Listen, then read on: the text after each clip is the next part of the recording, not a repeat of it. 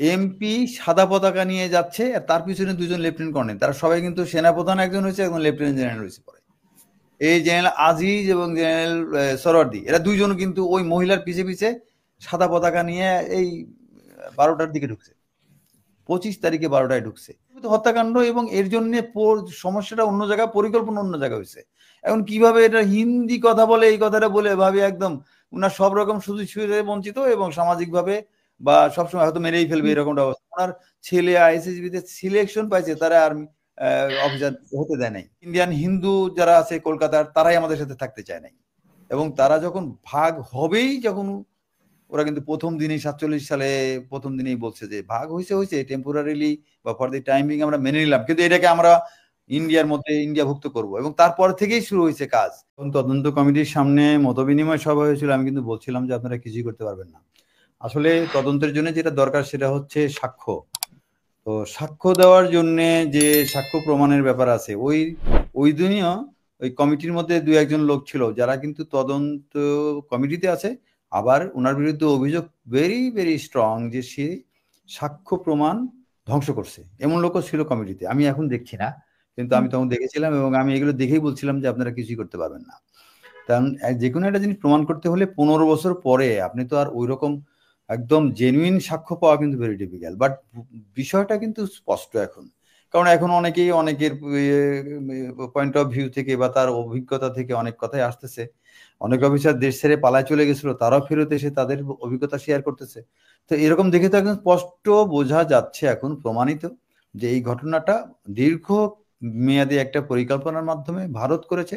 এবং ভারত এটা আওয়ামী লীগের কিছু লোককে সরাসরি ব্যবহার করে, এবং আওয়ামী লীগের যে শর্ত ছিল তারা ক্ষমতায় থাকতে চায়, তো ক্ষমতায় থাকতে চাওয়ার জন্য 41 সাল পর্যন্ত তারা গ্যারান্টি চায়। তো এই গ্যারান্টির জন্য বিএনপি, জামাত, শিবির, যত বিরোধী রাজনৈতিক দলের লোক আছে তাদেরকে শেষ করো।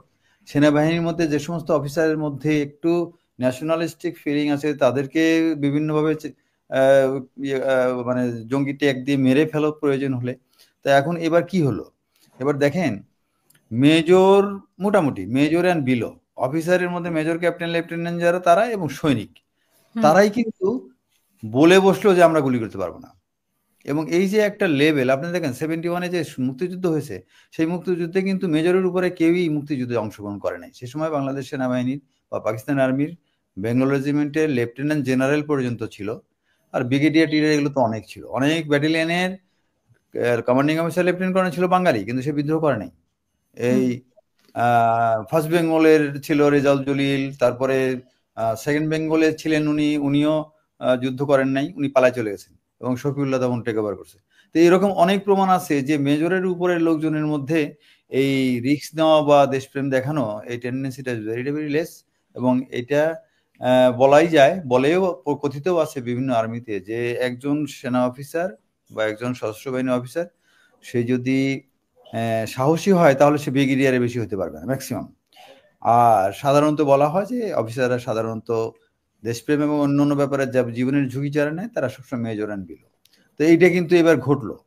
তো এই যে অফিসারদেরকে যেভাবে দেখেন, ঘটনা যখন ঘটে তখন দিনের বেলায় একজন এমপি সাদা পতাকা নিয়ে যাচ্ছে আর তার পিছনে দুজন লেফটেন্যান্ট কর্নেল, তারা সবাই কিন্তু সেনাপ্রধান একজন হয়েছে, একজন লেফটেন্যান্ট জেনারেল হয়েছে পরে। এই জেনারেল আজিজ এবং জেনারেল সরওয়ার্দী, এরা দুইজন কিন্তু ওই মহিলার পিছে পিছে সাদা পতাকা নিয়ে এই 12টার দিকে ঢুকছে, 25 তারিখে 12টায় ঢুকছে। তাদের জানের ভয় নাই, তাদের এমন ভাবে তারা শিওর যে তাদের কিছু হবে না। তারা সাদা পতাকা নিয়ে গেছে যে শান্তি আর শান্তি। তো ভিতরে কি আর শান্তি আছে? ভাবি যেটা বলতেছে 25 তারিখ 12টার কথা বলতেছেন নাকি? 25 তারিখের ঘটনা এটা। হ্যাঁ, তো 25 তারিখ তো সৈনিকদেরকে ঢুকতে দেওয়া হলো না, ওনারা কিসের জন্য ঢুকলেন? কাউকে ঢুকতে দেওয়া হয় না, কিন্তু একজন আওয়ামী লীগের এমপি, এক মহিলা সাদা পতাকার মানে একটা রুমাল, এইটা সাদা রুমাল নিয়ে তার পিছে পিছে এই 2 আর্মি অফিসার। জেনারেল আজিজ তো সুপার সিটের লেফটেন্যান্ট কর্নেল ছিল, সে যে সার্ভিসটা দিছে হাসিনাকে, সেই সার্ভিসের কারণে তাকে সেনা প্রধান পর্যন্ত বানাইছেন। সরওয়ার্দী কি করছে জানি না, সে লেফটেন্যান্ট জেনারেল হয়েছিল, সাভারের মতো ডিভিশনের ডিভিশন কমান্ডার ছিল, তো অনেক রকমের সে এসএসএফ ডিজি ছিল। এই যে একটা লাইমলাইটে ছিল সে এই গভর্নমেন্টের সময়, পরে যা হোক কি হয়েছে কোথায় যে হিসাবে মেনে নেয় জানি না, কিন্তু এই 25 তারিখে কিন্তু এরা দুজন ঢুকছে, এইসব ওই অন্য অন্য রাজনীতিবিদের আগেই। নানকরা যখন ঢুকছে তারও আগে এরা ঢুকছে।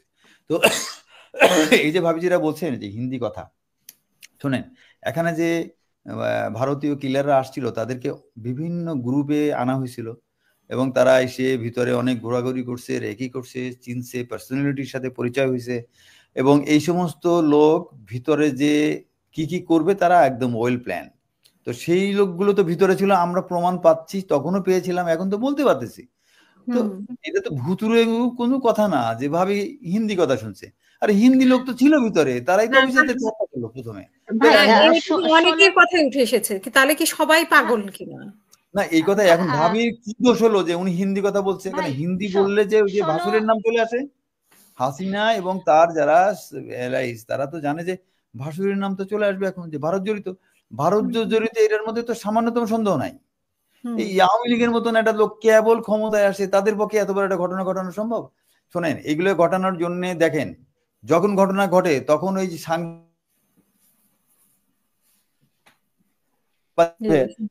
মতন সাংবাদিকরা যে বলতেছিল, তাদেরকে বলেই দেওয়া হয়েছে যে তোমরা, তোমাদের কাজই একটা, সেটা হলো আর্মি অফিসারটা খুবই জঘন্য, বিডিআর সৈনিকদের সাথে সে সবসময় অত্যাচার নিগৃহীত করে এবং এই ক্ষোভের কারণে এই ঘটনাটা ঘটছে। তার মধ্যে এই মনে করেন যে ওই ডাল ভাত এইটা ওটা নিয়ে আসছে, এগুলো এত বড় একটা নৃশংস হত্যাকাণ্ডের সাথে যায় না। এটা পরিকল্পিত হত্যাকাণ্ড এবং এর জন্য সমস্যাটা অন্য জায়গায়, পরিকল্পনা অন্য জায়গায় হয়েছে। এখন কিভাবে এটা হিন্দি কথা বলে, এই কথাটা বলে ভাবি একদম উনার সব রকম সুযোগ সুবিধা বঞ্চিত এবং সামাজিক ভাবে বা সবসময় হয়তো মেরেই ফেলবে এরকমটা অবস্থা। ওনার ছেলে আইএসএসবি তে সিলেকশন পাইছে, তারা আর্মি অফিসার হতে দেয় নাই, এই উনার ছেলের।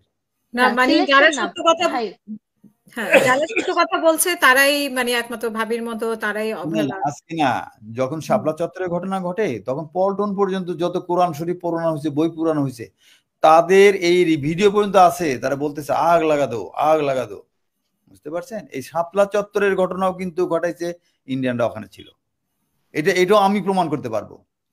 জীবনের ঝুঁকি তো বহুতবার নিতে হয়েছে, নিছি, আমার তো এগুলো নিয়ে চিন্তা নেই, আমি প্রমাণ করতে পারবো এখনো যে শাপলা চত্বরেও যেরকম ওরা ছিল, একইভাবে তারা বিডিআর হত্যাকাণ্ডের একদম মূল, এই ধরেন যে দরবার হলে যে ঘটনাটা ঘটছে পুরাটাই তারা করছে এবং তাদেরকে ঝড়ের বেগে কয়েকটা অ্যাম্বুলেন্স আসলো, আরো ঝড়ের মানে সাইক্লোনের বেগে তাদেরকে নিয়ে চলে যাওয়া হলো এবং ওইখানে দুবাই বসে থেকে জয় এই এয়ার কি বলে ফ্লাইট মুভমেন্ট কন্ট্রোল করলো এবং 2 ঘন্টা বসে থেকে তাদেরকে নিয়ে গেছে এবং তাদের পেমেন্ট যত কিছু গভর্নমেন্টকে গ্যারান্টি দিতে হয়েছে যে এই সমস্ত কিলারের জন্য সামান্য ক্ষতি না হয় এবং এই ক্ষতি না হওয়াটা গ্যারান্টি দেওয়ার জন্যই ঘটনা ঘটার সাথে সাথে বলা হলো সেনাবাহিনী ভিতরে যেতে পারবে না।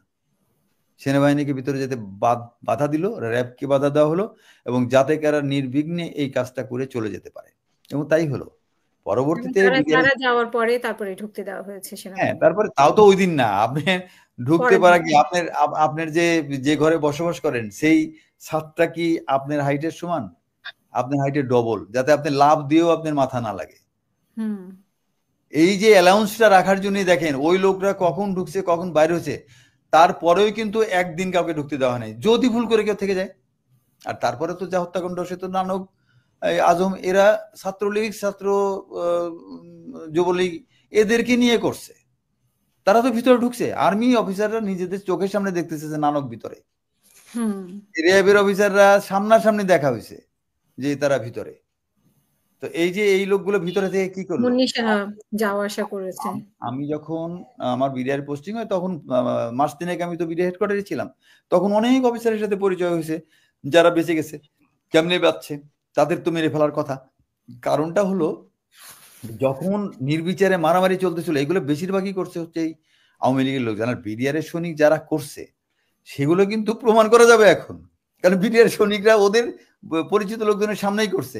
এখনই যদি বলা হয় যে ঠিক আছে সাক্ষী দাও তোমরা, যে এখনই যে নাম নাই, তারা কোনো অপরাধের সাথে জড়িত না, তাদেরকে নামেও আনা হয় না, এরকম সৈনিকও আছে যারা ভাইটাল সাক্ষী হিসাবে বলতে পারবে যে হ্যাঁ আমার সামনে এই সৈনিক এই কাজ করছে।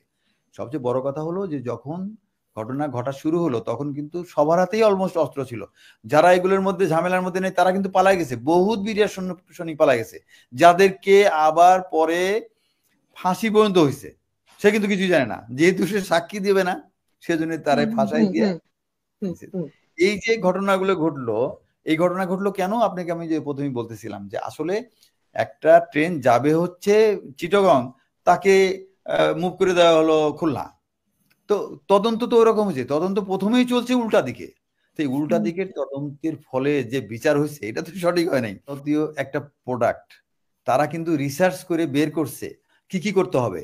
এইটা করার জন্য সেনাবাহিনীকে প্রথমে তাদের লোভ লালসা প্রমোশন এগুলো দিয়ে দেয়, প্রমোশন ক্রাইটেরিয়া চেঞ্জ করা হচ্ছে সেনাবাহিনীতে। আগে কিন্তু এরকম ছিল না। আগে কমান্ডিং অফিসাররা যে অফিসারকে যোগ্য মনে করতো এসিআরএ লিখতো, প্রমোশন হয়ে যেত।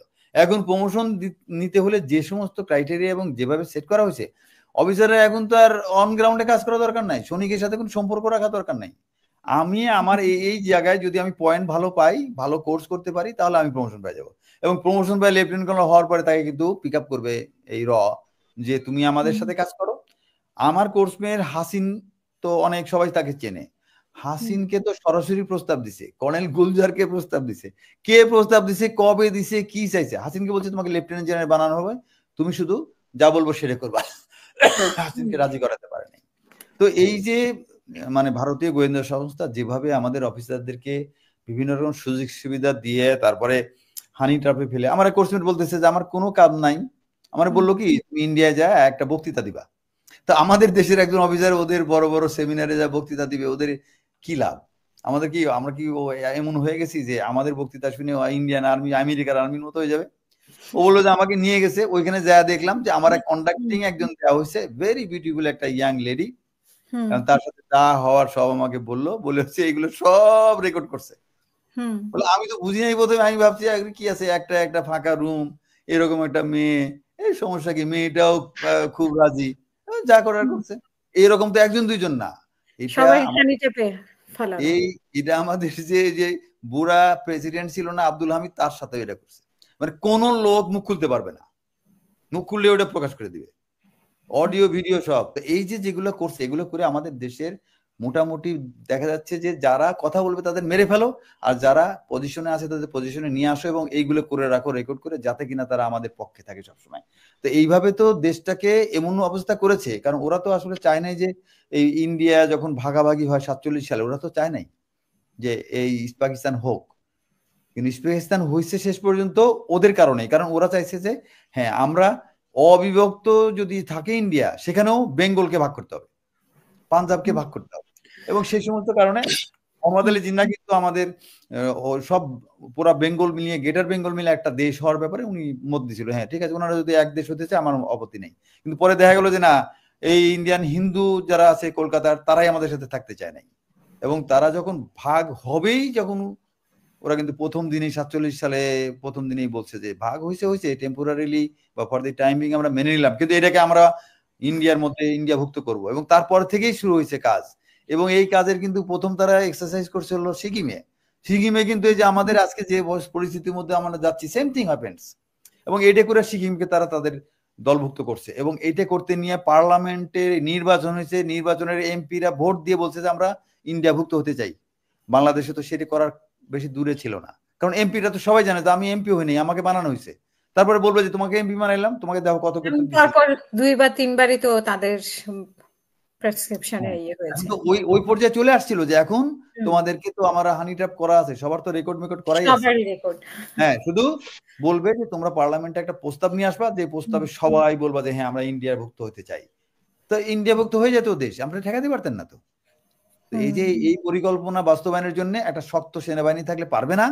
আর আমাদের দেশের বৈশিষ্ট্য হলো যে এই সেনাবাহিনীর সদস্যদের সাথে তখন জনগণের জন্য একটা বন্ধন সৃষ্টি হয়, সে এত শক্ত হয় যে আমেরিকাও কিছু করতে পারবে না। এবং যেটা হয়েছে, আমরা 71-এ যেটা হয়েছে, 71-এর আগেও হয়েছে ঘটনা, এবারও দেখেন 24-এ যেটা হলো, সেনাবাহিনীর জুনিয়র অফিসার এবং সৈনিকরা বললো যে আমরা ফায়ার করতে পারবো না, দেশ উল্টে গেল, সবাই পালায় কোথায় চলে গেল খবর নেই। তো সেখানে এত বড় একটা ঘটনা সেই সেনাবাহিনী রক্ষা করতে পারলো না, সেটা একটা বিষয়। এবং মানে পরবর্তীতে আসলে এগুলো জানা জানি, এই যে সবাইকে শিখিয়ে দেওয়া, সবাইকে কাউন্সিলিং করা, এটারও তো দায়িত্ব সবাই নিয়েছে ভাগ করে। না না, সেটা তো ভাবি যেটা বললেন ওনার অভিজ্ঞতার কথা বললেন আপনি, এটা দেখে তো বুঝতে পারেন যে ভাবিদেরকে এক জায়গায় বসে কথা বলতে দেওয়া হয় নাই, কোন সবাইকে আলাদা আলাদা ফুসফুস বললো না। তো এটা মানে কি? এটা মানে হলো যাকে যেভাবে সাইজ করতে হবে সেভাবে। আমি শিওর যে ভাবিকে ওনার বাচ্চাদের রিস্কের কথা বলা হয়েছে অনেকবার।